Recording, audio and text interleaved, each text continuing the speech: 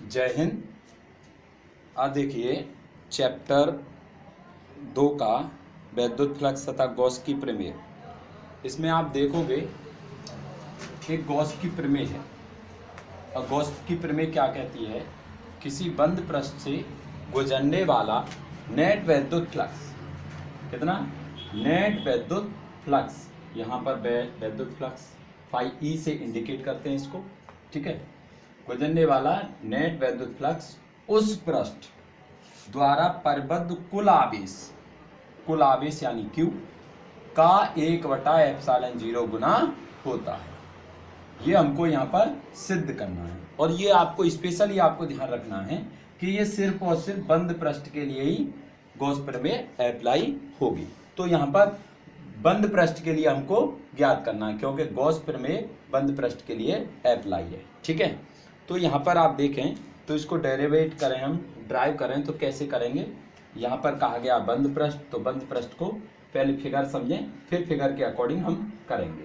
देखिए ये हमारा एक आवेश है, क्योंकि बात आवेश की कर रहा है तो आवेश रख लेते हैं।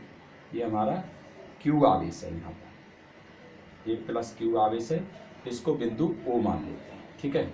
और इसके द्वारा परिबद्ध, जैसा डेफिनेशन में कहा है, ठीक है, परिबद्ध कुल आवेश Q मान लिया हमने, ठीक है। गुजरने वाला तो वैद्युत फ्लक्स से यहाँ पर गुजरेगा, वैद्युत फ्लक्स फाई ई उस पृष्ठ द्वारा परिबद्ध कुल आवेश का कितना होता है, Q कुल आवेश का 1/ε0 गुना होता है। तो यहाँ पर देखें हम ये बंद पृष्ठ बना लेते हैं, ये बंद पृष्ठ है हमारा, कोई बंद पृष्ठ है, ठीक है। ये आपका बंद होना चाहिए, इसको बंद पृष्ठ कहते हैं, ये बंद पृष्ठ हो गया। अब इस पृष्ठ पर हम क्या मान लेते हैं, यहाँ पर कोई P बिंदु, इसको ज्ञात करना है तो यहाँ पर हम एक P बिंदु मान लेते हैं। इस P बिंदु पर हमको ये ज्ञात करना है, ठीक है। ये पृष्ठ पर P बिंदु है। इस बिंदु को अगर हम देखें तो दूरी O से दूरी कितनी होगी, तो डॉट डॉट डॉट डॉट इसको ज्वाइन कर लेते हैं, ये आपकी दूरी हो जाएगी O से लेके P तक, और O से P की दूरी को हम R से इंडिकेट करेंगे। प्लस Q आवेश है, आवेश से जो बाह्य बिंदु हमारा P है, जो पृष्ठ के क्षेत्रफल है बंद पृष्ठ के, वहां पर हम इसको मान लेते हैं A, और ये क्षेत्र यहाँ पर प्रभावित होने वाला है इस आवेश के कारण। ये Q आवेश है, ये Q आवेश क्या करेगा, इस पृष्ठ पर ये वाले क्षेत्र को प्रभावित करेगा। इस क्षेत्र से वैद्युत फ्लक्स जो है यहाँ पर गुजरेगा, ये नेट वैद्युत फ्लक्स है, इस वाले क्षेत्र से गुजरेगा। इस वाले छोटे से क्षेत्र को हम DA इंडिकेट कर लेते हैं। तो ये हमारा जो क्षेत्र है, ये हमारा पूरा ये वाला क्षेत्र है, जो गोल गोल आप ये आपको वृत्ताकार नजर आ रहा है, ये वृत्त है, वो क्षेत्र है, और इसको हम DA कह लेते हैं। ये DA क्षेत्र का है, ठीक है। तो यहाँ पर ये अब जब आवेश लगेगा तो यहाँ पर वैद्युत क्षेत्र की तीव्रता भी काम करेगी, तो ये इसके क्या होगी, OP के परिबद्ध चलेगी, यानी OP के साथ साथ ये वैद्युत क्षेत्र की तीव्रता यहाँ पर चलेगी। तो ये हमारी वैद्युत क्षेत्र की तीव्रता E है यहाँ पर, ठीक है। ये DA क्षेत्रफल है, इस DA क्षेत्रफल को हम क्या कर लेते हैं, ये DA वेक्टर से इंडिकेट कर देते हैं। अब इसके बीच में क्या होगा, यहाँ पर ये DA वेक्टर है, क्षेत्रफल है, इसको वेक्टर से इंडिकेट कर देते हैं DA क्षेत्र, ठीक है। अब इस क्षेत्रफल के बीच में यहाँ पर आप नजर आओगे तो यहाँ पर थीटा क्रिएट होगा, क्या होगा, थीटा क्रिएट हो जाएगा, ठीक है। अब इसी क्षेत्र पर हमें परिबद्ध कुल आवेश Q का 1/ε0 गुना प्रूव करना है। तो ये फिगर बन गया हमारा, इस फिगर की सहायता से हमें यहाँ पर ये प्रूव करना है। तो चलिए पहले आपको क्या क्या दिया है उसको हम इसमें नोट कर लेते हैं। क्या क्या दे रखा है हमारा, प्लस Q आवेश है, माना ये हमारा क्षेत्र है, इसको चलिए कोई नाम दे देते हैं, इसको क्षेत्र, ठीक है। ये क्षेत्र है हमारा, क्षेत्र A नाम दे दिया, क्षेत्र A, ठीक है। माना क्षेत्र बंद पृष्ठ, ये बंद पृष्ठ है हमारा A, बंद पृष्ठ A में, बंद पृष्ठ के अंदर है Q आवेश में प्लस क्यू आवेश, ये प्लस क्यू है आपका, प्लस क्यू आवेश, यहां पर आपका प्लस क्यू आवेश बिंदु, कौन से बिंदु पर है? बिंदु ओ पर, बिंदु ओ पर है, बिंदु ओ पर है, तथा बिंदु P, ये वाला बिंदु P कहाँ है? ये बंद पृष्ठ के पृष्ठ पर है, बंद क्षेत्र A के पृष्ठ पर है। जो क्षेत्र A है इसके किसी एक पृष्ठ पर ये बिंदु P है। यहाँ पर हमने ये वाला क्षेत्र है आपका A, इस क्षेत्र पे यहाँ पर जो बिंदु लिया है इसको हम P बता रहे हैं, ठीक है। और इसके बिंदु O व P की दूरी कितनी है? दूरी किससे लिख रहे हैं हम? R से। तो यहाँ दूरी कितनी है हमारी? R, दूरी R, ठीक है, दूरी R है, तथा तीव्रता E है, E तथा क्षेत्रफल D है, DA क्षेत्रफल हमने ये वाला जो सर्किल है, जो वृत्त है, ये वाला DA क्षेत्रफल माना है। यहीं से हमारा नेट वैद्युत फ्लक्स गुजरेगा, ठीक है। और ये फाई ई क्या हमारा नेट वैद्युत फ्लक्स है, नेट वैद्युत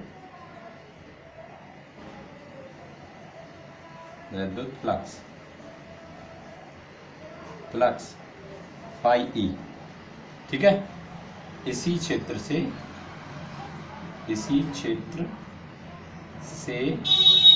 गुजरेगा, ये हमने यहां से लिख लिया। जो यहाँ पर जो दे रखा है वही हमने यहाँ पर उतारा है, रट्टा लगाने की जरूरत नहीं है, ठीक है ना। ध्यान से आप समझिए, आपको समझ में भी आएगा। यहाँ तक क्लियर हुआ? ठीक है।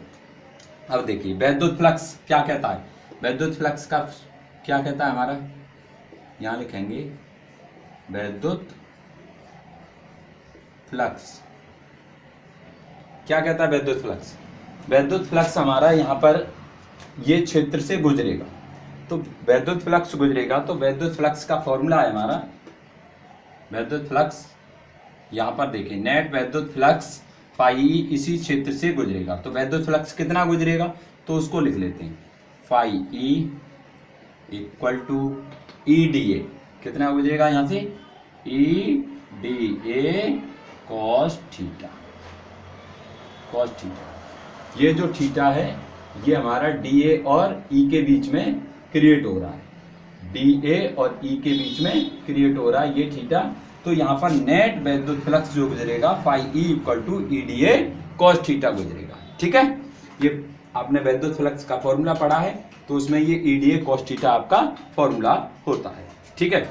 अब देखिए, अब क्या करते हैं, देखिए वैद्युत फ्लक्स आपको पता चला, तो phi E equal to E D A cos theta होता है, ठीक है। ये फॉर्मूला है वैद्युत फ्लक्स का, और यहाँ पर ये भी फॉर्मूला होता है, phi E equal to integrate E D A, ठीक है, यहाँ पर वेक्टर के रूप में, ये भी इसका फॉर्मूला होता है। अब इस दोनों फॉर्मूला की सहायता से हम कर सकते हैं, क्या कर सकते हैं, ध्यान दें। इंटीग्रेट को अगर इधर लेके आएंगे तो हमारी ये अब देखिए, ये जो इंटीग्रेट है इसका मतलब बहुत छोटा होता है, तो ये हमारा छोटा एरिया है। अब छोटे एरिया के लिए हम क्या करते हैं, यहाँ पर डी फाई ई लगा देते हैं, D phi E equal to E D A cos theta. और जब आप इसको यहाँ पर डी फाई ई लिखोगे, ऐसे डी फाई ई लिखोगे, तो यहाँ पर इंटीग्रेशन नहीं लगाओगे। अगर फाई ई इक्वल टू लिखोगे तो ई डी ए लिखोगे, ठीक है, ये चीज़ ध्यान दें। तो अब क्या करेंगे, देखिए हमारी वैद्युत क्षेत्र की तीव्रता E आ गई। क्या आ गई यहाँ पर? E। अब वैद्युत क्षेत्र की तीव्रता E इक्वल टू हमारे पास फॉर्मूला है। क्या फॉर्मूला है?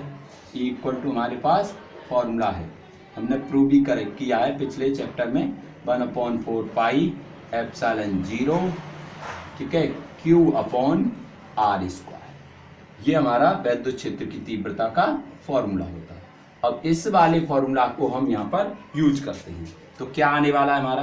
ध्यान दें, यहाँ पर आएगा D phi E equal to, E की जगह पर ये वाली वैल्यू रखेंगे, ई जहाँ है ये वाली वैल्यू रख दो, तो वैल्यू रखी जाएगी तो आपकी क्या आएगी?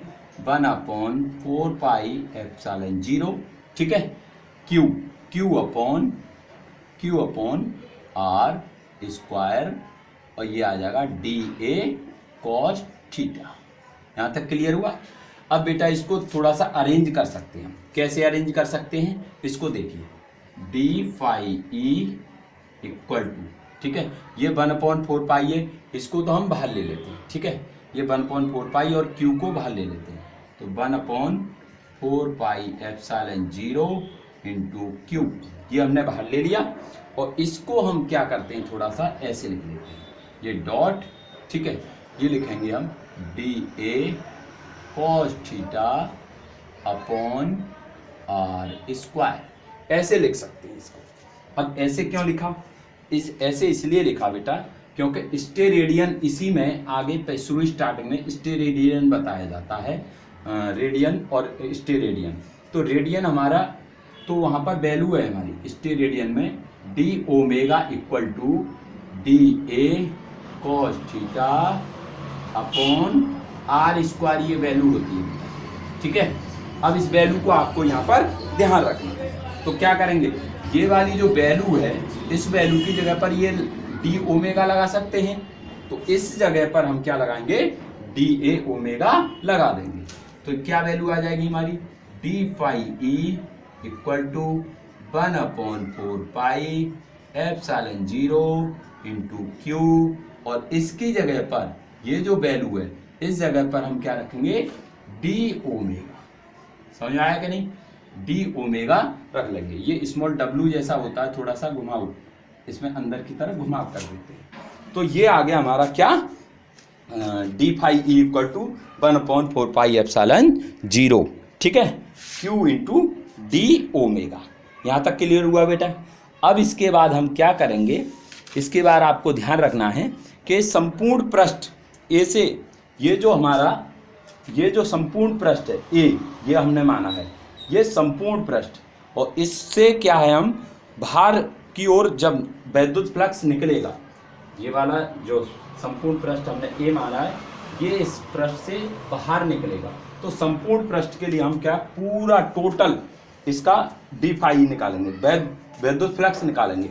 जो वैद्युत फ्लक्स है ये पूरा पृष्ठ है हमारा, तो इससे कितना निकलेगा, इसको ये कह रहा है, तो संपूर्ण पृष्ठ से बाहर निकलने वाला वैद्युत फ्लक्स, ऐसे लिखेंगे।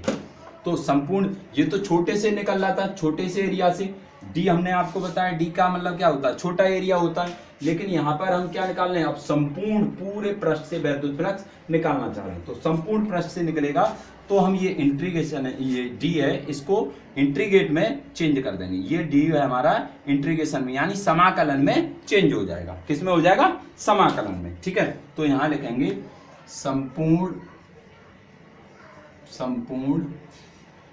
पृष्ठ ए से बाहर निकलने वाला फ्लक्स, ठीक है, वैद्युत फ्लक्स कितना बाहर निकलेगा, ये हमें यहाँ पर ध्यान रखना है। तो कितना फ्लक्स निकलेगा बेटा, देखिए डी हमने कहा, ये डी है, यहाँ से इधर को जाएगा, और ये डी किस में चेंज हो जाएगा, इंटीग्रेशन में जाकर चेंज हो जाएगा। यहाँ पर हमने बताया आपको, यहाँ से डी हटाया और डी हमने किस में चेंज कर दिया, इंटीग्रेशन में। ऐसे ही ये डी हमारा जब इधर से इधर को जाएगा तो किस में, इंटीग्रेशन में, ये समाकलन बोलते हैं इसको, समाकलन, ये वाला चिन्ह जो नजर आ रहा है, इसमें ये चेंज हो जाएगा। तो हम लिखेंगे क्या बेटा, यहाँ पर लिखेंगे फाई ई इक्वल टू, अब ये डी किस में चेंज हो जाएगा, इंटीग्रेशन में, तो यहाँ पर आ जाएगा ये इंटीग्रेशन, ठीक है। और ये हमारी कांस्टेंट वैल्यू है, ये कांस्टेंट वैल्यू है, ये कांस्टेंट वैल्यू हमारी बाहर ही रहेंगी, ठीक है। इसको हम बाहर कर लेते हैं, तो ये आ जाएगा हमारा 1/4 पाई एप्सिलॉन 0 और यहाँ रहेगा आपका Q, क्या रहेगा Q, ये रहेगा हमारा Q, ठीक है। फिर ये इंटीग्रेशन लगा देंगे, ये वाला हमने साइन यहाँ पर इंटीग्रेशन कर दिया और ये कांस्टेंट वैल्यू है इसलिए हमने ये बाहर ले ली। यहाँ आया आपका डी ओमेगा, ठीक है, ये वैल्यू आ गई। अब इस वैल्यू से आगे हम क्या करते हैं, इधर देखें, ये वैल्यू हमारी यहाँ तक आ गई। अब इस वैल्यू से थोड़ा सा इधर कर लेते हैं, ठीक है। अब देखिए यहाँ पर हम कर लेते हैं, इसको थोड़ा सा हम छोटा कर दे रहे हैं, ये यहाँ तक आपने समझ लिया। अब इसके बाद यहाँ पर देखिए क्या लिखेंगे, यहाँ से हमारा फाई ई आया तो यहाँ पर लिखेंगे phi E equal to 1/4 pi epsilon 0 into Q चल ही रहा है हमारा, ठीक है। अब आगे हमारा इंटीग्रेशन, और इंटीग्रेशन में क्या है डी ओमेगा, ठीक है। तो डी ये इंटीग्रेशन बेटा, इंटीग्रेशन डी ओमेगा है। यहाँ पर इस डी ओमेगा की जो वैल्यू होती है वो 4 पाई होती है, आप इसको ध्यान रखें। ये इंटीग्रेशन डी ओमेगा की वैल्यू क्या होगी हमारी 4 पाई, कितनी हो जाएगी बेटा 4 पाई। अब इसकी जगह पर हम क्या रखेंगे, डी ओमेगा की वैल्यू को 4 पाई रखेंगे। एक्चुअल में क्या है, ये यहाँ पर घनकोण होता है, ये वाला जो कोण है, जो ओ बिंदु है, ओ बिंदु से ये हमने दो रेखा खींची है ये, ठीक है, जो पृष्ठ से गुजर रहा है, विद्युत फ्लक्स गुजर रहा है, तो इसके बीच में ये जो कोण बनता है इसे हम कहते हैं डी ओमेगा। ये घन कोण कहते हैं, यहाँ पर क्या कहते हैं घन कोण, यहीं से ये वैल्यू आती है हमारी, ठीक है। तो ये डी ओमेगा इक्वल टू क्या होगा 4 पाई, ये आपको ध्यान रखना है। तो यहाँ पर क्या लिखोगे, phi E equal to 1/4 pi epsilon 0 into Q. आप इसकी जगह पर क्या लिखने वाले हो, इसकी जगह पर डी इंटीग्रेशन डी ओमेगा की जगह पर 4 पाई लिखने वाले हो। तो यहाँ लिखेंगे 4 पाई, 4 पाई से 4 पाई कैंसिल, ठीक है। क्या बचा हमारा पाई ई इक्वल टू, ठीक है, यहाँ पर बचा क्यू, तो क्यू का 1 में गुणा करेंगे तो क्यू अपॉन एप्सिलॉन 0। इस प्रकार से ये जो वैल्यू आई हमारी phi E equal to Q upon epsilon 0। अब यहीं पर हम देख सकते हैं परिबद्ध कुल आवेश Q का 1/एप्सिलॉन 0 गुना होता है। तो इसको हम कैसे लिख सकते हैं, देखिए Q का 1/एप्सिलॉन 0, तो Q को हम पीछे कर दें, इसको बंद कर दें, इंटू Q, ऐसे लिख सकते हैं क्या नहीं। तो इसको देखो 1/एप्सिलॉन 0 का गुना मतलब गुणा, ठीक है, गुना होता है, ये आपका प्रूफ हो जाता है, ठीक है ना। इस प्रकार से बेटा आप आसानी से समझ सकते हो, ठीक। आई होप आपको समझ में आया होगा। मिलेंगे नेक्स्ट वीडियो में, तब तक के लिए जय हिंद।